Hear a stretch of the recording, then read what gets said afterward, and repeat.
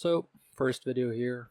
I've been wanting to start a long form YouTube channel for some time now, and I've been going like back and forth in my head on what I exactly wanted to do with it. And if you're watching this video right now, that means I actually didn't put the out of not uploading this take. And on top of that, I just wanted to give you personally a little thank you and welcome to the channel. The videos that I'll be posting will probably just consist of me talking about my life experiences, what I've learned from them, and hopefully it could be beneficial to someone out there. I'm about to turn 24 soon, and I've gotten some life experience under my belt, and I thought that YouTube would be the perfect place to share that. I don't imagine I'll become the new Mr. Beast from this, so I don't have that much of an expectation with the performance of this channel. But I did want some creative way to get my perspective out into the world.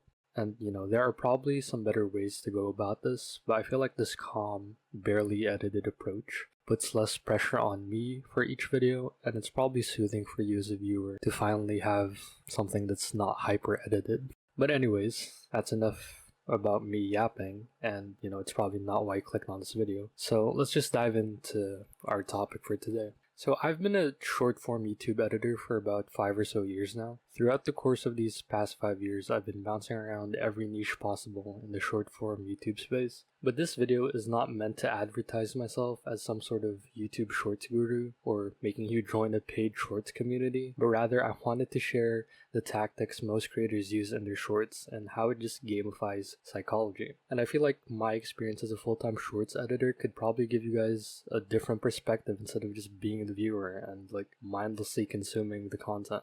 And before you guys get your pitchforks and knives out, I do want to say that there are genuine shorts creators out there who actually make good content. The videos I'll be talking about at large are what most people call slop. So since that's out of the way, let's begin.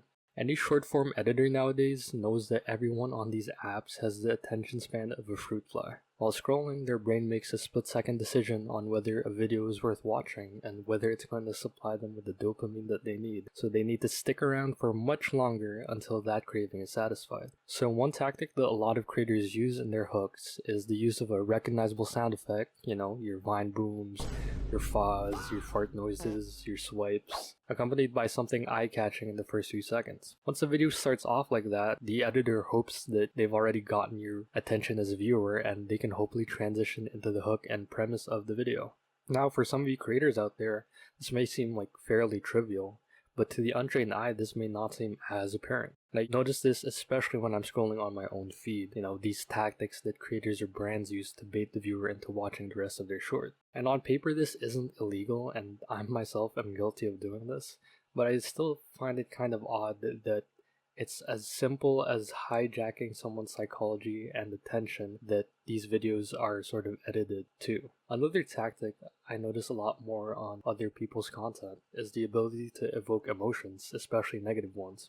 When a person scrolls through shorts and sees a video about, animal abuse or police brutality or these situations that are meant to get a rise out of the viewer, chances are that was edited specifically in that way to invoke emotion and essentially just rage bait people. So the next time you're feeling some kind of way of a short because of how it's worded or what the content is, just know that you're playing exactly into the trap of the editor.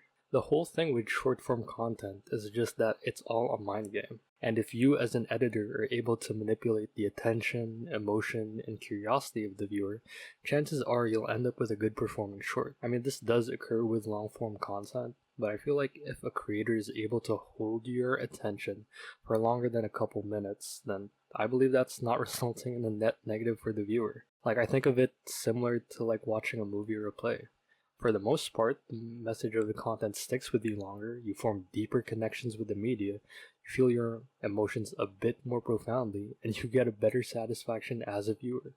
If I were to ask you about a movie you saw last week and the first 10 shorts you saw today, which one of the two do you think you can tell me more about? For most of you, it will probably be the movie.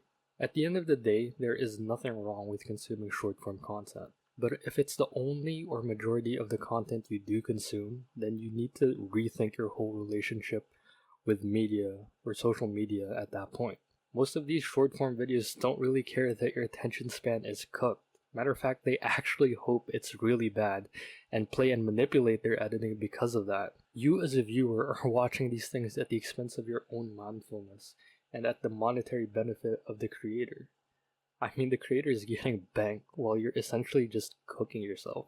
So, just stop consuming as much short form content. Maybe read a good book. I heard those things might be good for keeping your attention span up.